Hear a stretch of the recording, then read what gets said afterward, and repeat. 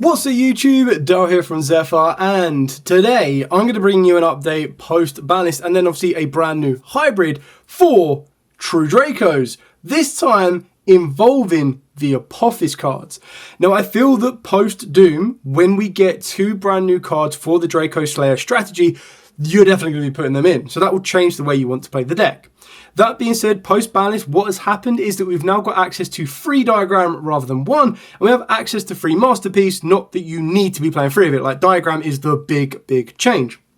So what I saw with that is I'm a real big fan of the Apophis cards. I think they're a really good kind of based archetype, and there are ways that you can just play very simply the Apophis, the Swamp Deity, as part of the Draco deck.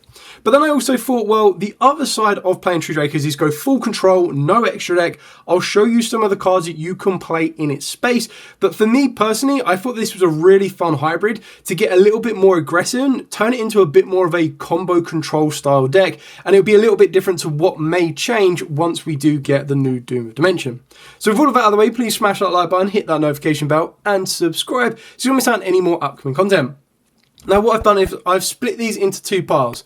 Pile number left is the True Draco lineup, which you're pretty much going to be putting in most of the variants you're going to go for. And on the right is all of the Man with the Mark or the Apophis or Odeon cards that you might want to be playing around with. So we'll start with the True Draco cards and kind of go from there. Now the only one you're going to want to max up on right now and even post Doom of Dimension will be your Dynamite Knight, the True Draco Fighter. This is one that's going to get you access to your trap cards. The trap cards are your best core piece for the True Dracos because they give you the ability to tribute summon during your opponent's turn, but they also give the ability that once they're sent from the field to the grave, you can destroy one of your opponent's monsters. On top of that, each of them will have their own individual effects. One of them is Revive from the Grave, and one of them is to destroy or tribute off a True Draco card that you control, and then reduce your opponent's attacks of all monster control by half. Now, I don't know why I'm explaining them that way without showing you. This would be the best way of doing it. So the cards you're going to want to search out will be your Apocalypse. So if this card is sent from the spell and trap zone to the grave, you target a monster your opponent controls and destroy it.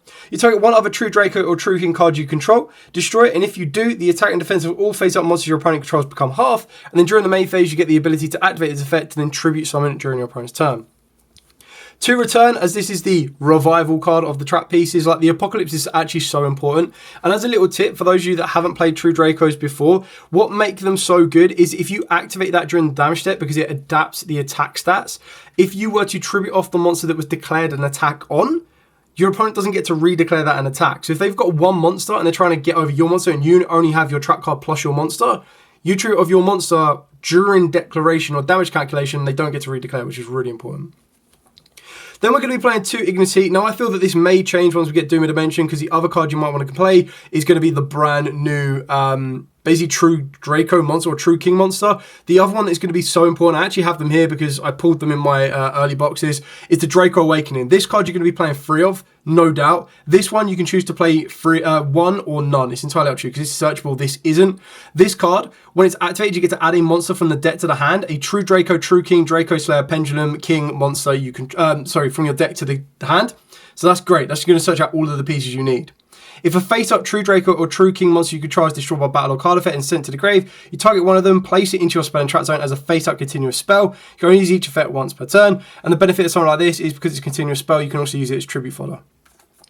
The masterpiece, the True Draco Overlord, requires 3 tributes to normal summon, and it can't be normal summoned or set. To tribute summon this card, you can also use face-up continuous spells and traps you control, as well as monsters. You can only use each of the following effects once per turn. When your opponent activates a monster effect in their hand or field and you control this tribute summon card, you get a quick effect, negate the activation, and if you do, destroy that monster. If this tribute summon card is destroyed by battle or is destroyed by an opponent's card effect while it's in its your owner's monster zone, you get to activate this effect. Your opponent has to skip their next main phase, which is pretty disgusting. But very powerful cards like this, no brainer. Like if you want to build this deck, you have to go and get these. This is important. This is kind of like one of the ones that will become like a £5 secret over time. But this will probably be like a £5 ultra at the start and float around that thing. I think you can get a playset for £10 and it's well worth it. It's not searchable with Ignis Heat, sadly, because it's not a True Draco card, but that's why you want to max out on it. That being said, 2 Ignicy, and the reason for 2 Ignicy is because this one, when your opponent activates a card or effect, you get to search out a True Draco, or well, search out or place a True Draco continuous spell from the deck to the field or deck to the hand. So the card you're going to want to go for will be your Heritage. So during your main phase, you get to draw cards equal to the number of True Draco and True King cards, monster, spell, and trap that was sent from the field to the graveyard this turn. So in the mirror match, if your opponent has sent one of their traps and you've sent a spell and a monster, you get to draw 3 cards because it's from the field to the grave, not just your cards to the grave, which is really important. Then on top of that as well, is that this gives you the ability that if it's sent from the field to the grave, you get to target a spell, trap your opponent controls, and destroy it, which is really important. Then on the flip side, we are playing 2 Disciples of the True Draco Phoenix. So you get to target 3 True Draco or True King cards in your graveyard, put them back into the deck, and then draw 1 card. During your main phase, again, you get an additional effect, the exact same with the Heritage as well, to Tribute Summon. So where the trap cards let you do it during your opponent's turn, these let you do it during your turn, so it gives you an additional Tribute Summon, which is why the Man with the Mark can work, because you use your main normal summon to summon that down and get your effects going. It's also why, as a side engine, you can use Amino, which is, again, just absolutely disgusting from back in the day. And then the exact same things, if it's sent from the field to the grave, you get to target spell, trap your opponent trials, and destroy it. For the final monsters, we're on the 1 Majesty Maiden and the 1 Masterpiece. Now, arguably, you could probably play Majesty Maiden at a little bit more, but the reason that we're not maxed out on the Majesty Maiden is the worst thing about this deck is if you open up a hand of monsters that you can't enter the field. And if you have a open up with a Man with a Mark, yes, the Man with a Mark can lead you into Treasures of the King, which leads you to a continuous trap card, which in turn is what you're trying to do, is steamroll to get you into your True Draco cards. But then on top of that as well, is if you don't have a True Draco spell card, you're not going to get your additional normal summon, so you are then just falling back on all of the Man with a Mark play. So there's pros and cons to it all. The other reason is we now have this bad boy back at 3.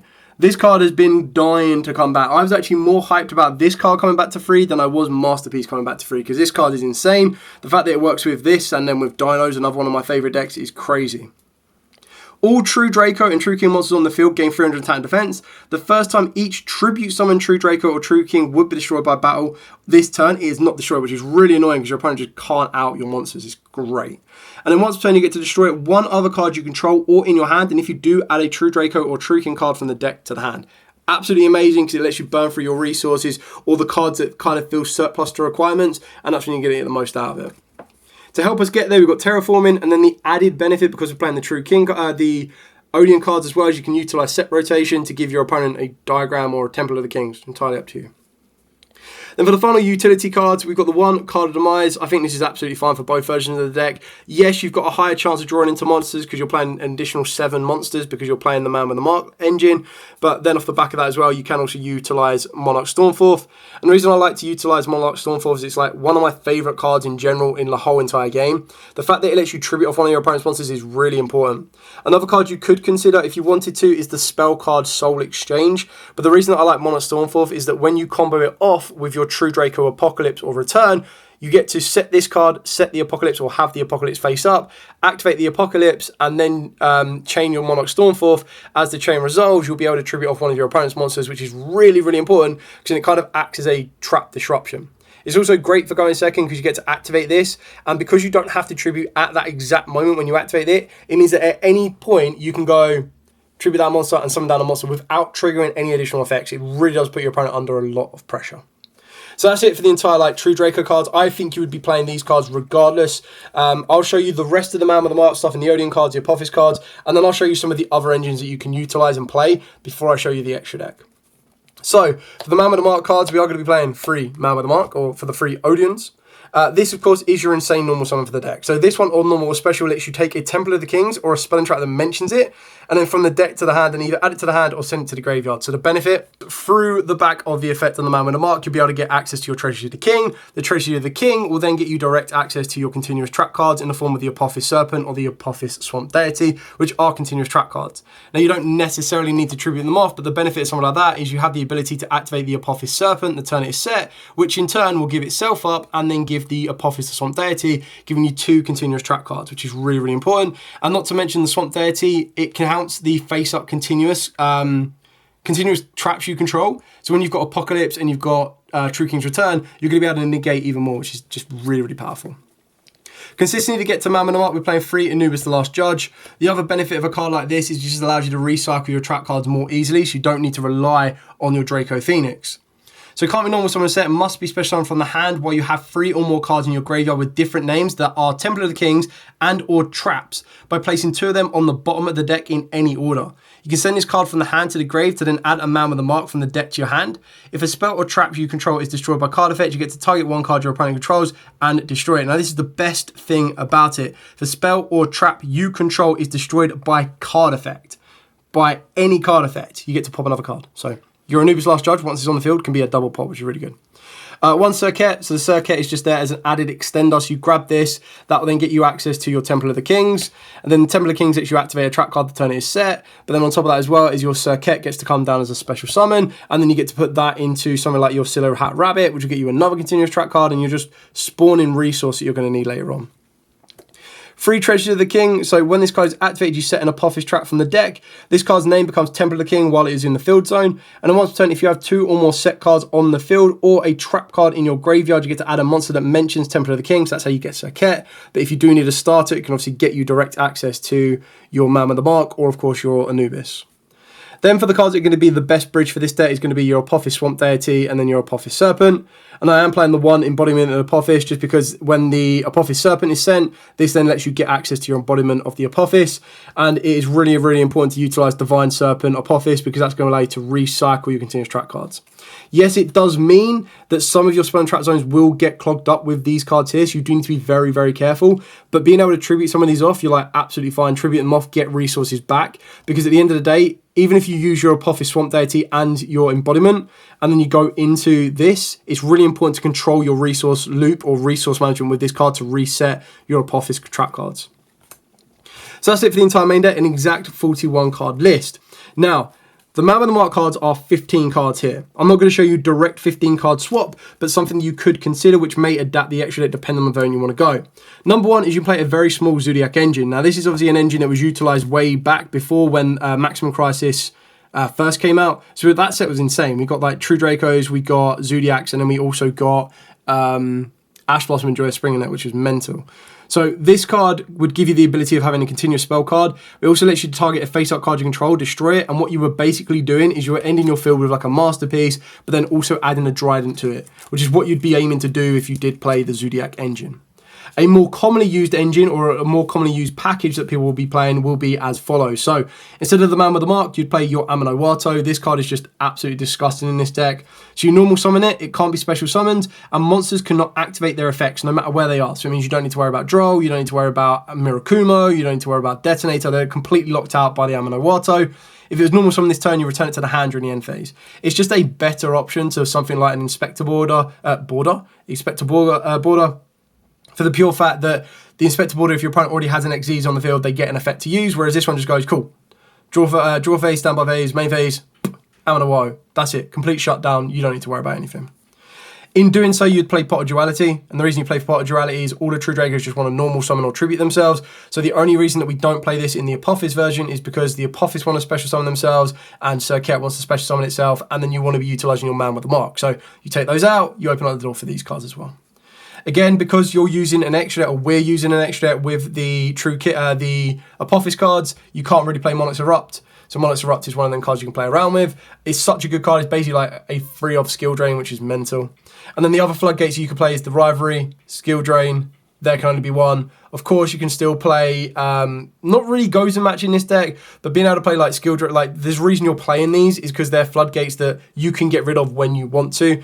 But again, because we're playing the Man with the Mark, we don't really want to be like limiting ourselves down. But this is the more standard cards, your lineup of cards you'll be playing if you want to turn and play True Dracos as what they probably are the best at being an incredibly powerful control deck.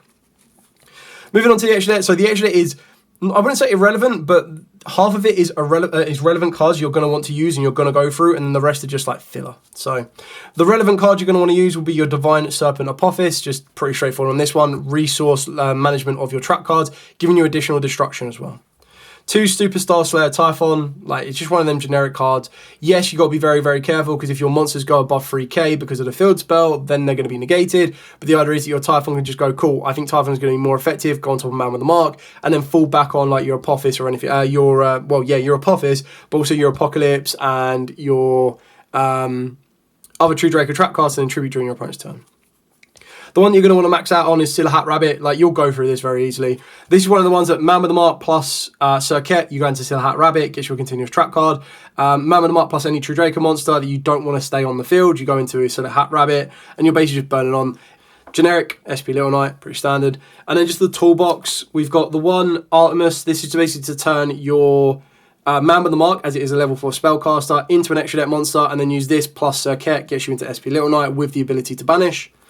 We've then got IP Masquerena, just another one that if you've already got the continuous trap card you want, or you have no more space along the spam trap zone, rather than going into the Silhouette Rabbit, go into the IP Masquerena, and then IP Masquerena can work its way into SP Little Knight, or the Gorgon or of Zelo during your opponent's turn. Then the other generic cards we've got is the one Nightmare Phoenix, the one Access Code Talker, and then the one Underworld Goddess of the Closed World, just to help you out certain towers that can be semi-annoying. But to be honest, like, Liga Dancer isn't that big of an issue. Like, it's a big issue if you can't strengthen up your cards, but it only destroys, I believe it only destroys special summon monsters. So you're not special summoning any of your monsters. So all you need to do is you just tribute summon out your monsters, sit them in defense, and then they're not going to be able to get past them. So the only thing you need to do is make sure that you get them to a position where they can be stronger than that, and then go through it, which I think I'm trying to think of the best way to do it. Because ultimately what you're doing is you can't affect it by reducing its attack. So maybe I have to put a bit more thought into that, like how it directly outs a Liga Dancer. There probably is a very easy way, like right in front of my face. But for now, I was like, you know, I'd much rather have this because you can defend very easily with your True Dracos, especially with Diagram face up, because then your opponent like can't destroy any of your monsters, and you go, cool, I've got 4 monsters on the field now. Link, link, link, boff, get this out, and you've got rid of the Liga Dancer, and you go again. So maybe playing 2 of this just for that safety net. And that is pretty much it for the entire profile. Like I said, I wanted to do something a little bit different from like the True Draco updates that I've seen online.